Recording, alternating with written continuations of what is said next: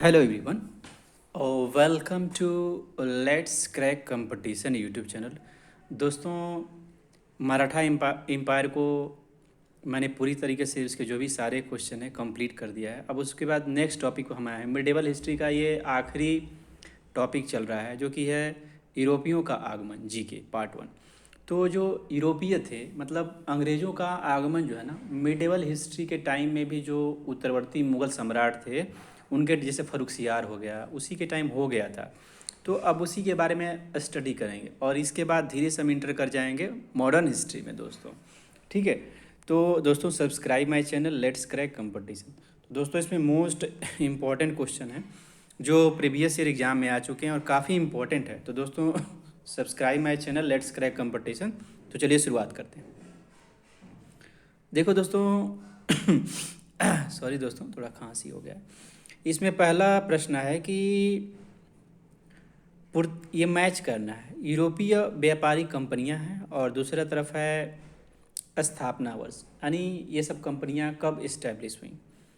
अब इसमें देखिए पुर्तगाली ईस्ट इंडिया कंपनी, तो पहले का पहला यानी 1498 में, दूसरे का दूसरा यानी ब्रिटिश ईस्ट इंडिया कंपनी 1600 ईस्वी में, डच ईस्ट इंडिया कंपनी 1602 ईस्वी में और फ्रेंच ईस्ट इंडिया कंपनी 1664 ईस्वी में। तो option A is the correct answer. दोस्तों बहुत ही इंपॉर्टेंट क्वेश्चन है, ये मॉडर्न हिस्ट्री का बेस समझ लीजिए, लॉक कर लीजिए इसको। अब दूसरा क्वेश्चन है मैच करना, जो यूरोपीय कंपनियां हैं और दूसरा क्या है उनका मुख्यालय है ना, तो मैच करना किसका कहाँ मुख्यालय था। देखिए अब इसमें क्या है कि पुर्तगाली ईस्ट इंडिया कंपनी का मुख्यालय कहाँ था, तो गोवा में था, पहले का पहला। और इसमें है कि डच ईस्ट इंडिया कंपनी का मुख्यालय कहाँ था, कलकत्ता में, दूसरे का दूसरा। फिर है कि sorry, British east India company का मुख्यालय पूछा कहाँ था, कलकत्ता में था। और है तीसरा डच ईस्ट इंडिया कंपनी का मुख्यालय कहाँ था, तो इसका था नेगपट्टनम में था। और चौथा फ्रेंच ईस्ट इंडिया कंपनी का मुख्यालय कहाँ था, तो इसका चौथा है पांडिचेरी में, यानी पहले का पहला, दूसरे का दूसरा, तीसरे का तीसरा, चौथे का। ये बहुत ही इंपॉर्टेंट, बहुत ही मोस्ट इंपॉर्टेंट दोनों क्वेश्चन है दोस्तों, इसको लॉक कर लीजिए।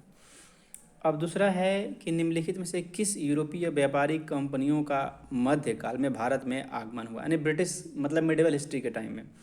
तो देखिए पुर्तगाली, ब्रिटिश, डच, डैनिश, फ्रेंच और फ्लैंडर्स एंड स्वीडिश, तो ये उपयुक्त सभी, मतलब ये सारी की सारी कंपनियाँ मिडिवल हिस्ट्री के टाइम में आ गई थी। वो पुर्तगाली कौन था जिसने गोवा पर अधिकार कर लिया था, तो अल्फांसो दी अल्बुकर्क था जिसने क्या कर लिया था, गोवा पे अधिकार। ये मोस्ट इंपॉर्टेंट क्वेश्चन दोस्तों, वह कौन था जिसने गोवा पर अधिकार कर लिया, फ्रांसीसी अधिकारी, वह पुर्तगीज था, वह था अल्फांसो दी अल्बुकर्क। भारत में ईस्ट इंडिया कंपनी का पहला गवर्नर जनरल कौन था, वॉरेन हेस्टिंग। ठीक है दोस्तों, इसका नाम है वॉरेन हेस्टिंग। पहला गवर्नर जनरल कौन था, वॉरेन हेस्टिंग। निम्नलिखित में से किस यूरोपियों ने भारत में सबसे पहले अपना व्यापार फैलाया और प्रभावित किया, पुर्तगाली। तो पुर्तगाली सबसे पहले इंडिया में आए थे जिन्होंने व्यापार को फैलाया और अपना व्यापार किया। वर्ष 1498 में वास्को डिगामा भारत में कहाँ उतरा था, तो ये कालीकट, यानी जो ये पश्चिम बंगाल में कोलकाता से निकट कालीकट पोर्ट जो है वेस्ट ऑफ बंगाल की खाड़ी में, वहाँ पे उतरा था। वास्को द डिगामा कहाँ का रहने वाला था, ये पुर्तगाल का रहने वाला था दोस्तों। वह अंग्रेज जिसने सम्राट जहांगीर के दरबार में आकर भेंट किया था, सर टामस रो। गोवा, दमन और दीव का उपनिवेशीकरण मूलतः किया गया था पुर्तगालियों द्वारा, है ना। मतलब गोवा, दमन और दीव जो है इन सब पर मतलब अधिकार कर लिया था, उपनिवेश बना दिया था ना, मतलब दूसरे के अधिकार में। ये किसने किया था, पुर्तगालियों ने। अल्बुकर्क ने गोवा को 1510 ईस्वी में किससे छीना था, बीजापुर के सुल्तान से। अल्बुकर्क कौन था, पुर्तगाली साम्राज्य का क्या था, फाउंडर था, संस्थापक था। तो उसने बीजापुर के सुल्तान से 1510 ईस्वी में क्या कर लिया, छीन लिया था, किसको, गोवा को। भारत तक समुद्री मार्ग की खोज की गई थी पुर्तगालियों द्वारा दोस्तों। ब्रिटिशों ने भारत में सूरत में अपनी पहली फैक्ट्री स्थापित करने की अनुमति निम्नलिखित से किससे प्राप्त की थी, जहांगीर से। जो ब्रिटिश थे ना, 1600 ईस्वी में ही मतलब इंडिया में आ गए थे जहांगीर के टाइम में। तो वही पूछ रहा है कि मतलब जो मिडिवल हिस्ट्री के जो यही पूछ रहा है कि भारत में सूरत में जो फैक्ट्री पहली खुली थी उसकी अनुमति किसने दी थी? तो जहांगीर ने दिया था, जो अकबर का पुत्र था। दोस्तों मैं सब पढ़ा चुका हूँ मिडिवल हिस्ट्री का पूरा पार्ट। भारत के समुद्री मार्ग की खोज किसने की थी? वास्को डिगामा नाम का व्यक्ति था। अब तृतीय कर्नाटक युद्ध एंग्लो फ्रेंच संघर्ष की समाप्ति किस संधि से? देखो एंग्लो फ्रेंच, अंग्रेजों और फ्रांसीसियों के बीच में लड़ाई हुई थी, इसको बोला जाता है पेरिस की संधि द्वारा ये शांत हुआ था। ठीक है दोस्तों, तो 7 वर्षीय 1758 और 1663, यानी इसमें यह है, अर्थात तृतीय कर्नाटक युद्ध में दोनों यूरोपीय शक्तियों की शत्रुता फिर से सामने आ गई। इस युद्ध की शुरुआत फ्रांसीसी सेनापति काउंट दे लाली द्वारा मद्रास पर आक्रमण के साथ हुई।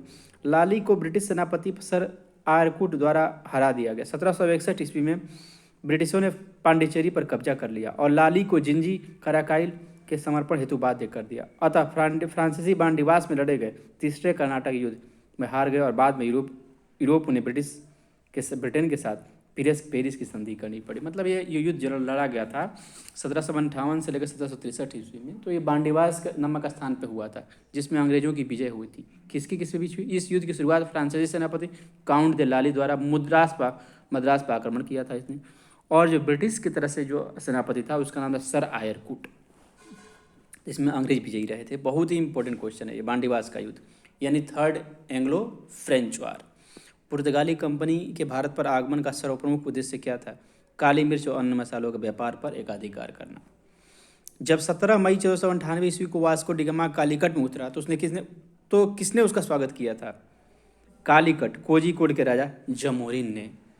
तो ये कालीकट जो था, जब 17 मई 1498 ईस्वी को वास्को डिगामा कालीकट में उतरा था तो उसको किसने उसका स्वागत किया था? कालीकट कोझिकोड के राजा जमोरिन ने। पुर्तगालियों ने भारत में सर्वप्रथम कहाँ फैक्ट्री स्थापित की थी? कालीकट में। ठीक है, अब है 1717 ईस्वी में निम्नलिखित कौन सा मुगल सम्राट ने अंग्रेजों की ईस्ट इंडिया कंपनी को भारत में व्यापार पर विशेषाधिकार प्राप्त करने का फरमान जारी किया?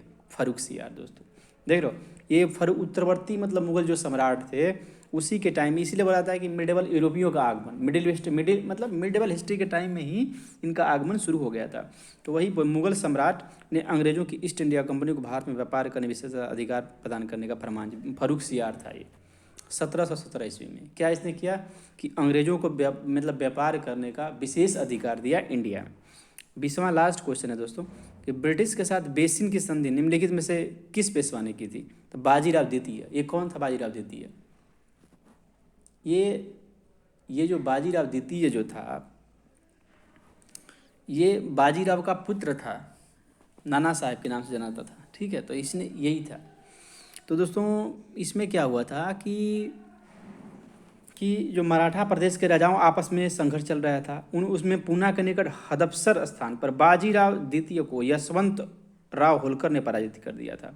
पेशवा बाजीराव भागकर बसई पहुंचा और ब्रिटिश सत्ता से सहायता मांगी और पेशवा का शरण देना ब्रिटिश सत्ता से सहर्ष स्वीकार कर लिया, परंतु इसके लिए बाजीराव को अपमानजनक शर्तों का संधि करना पड़ा।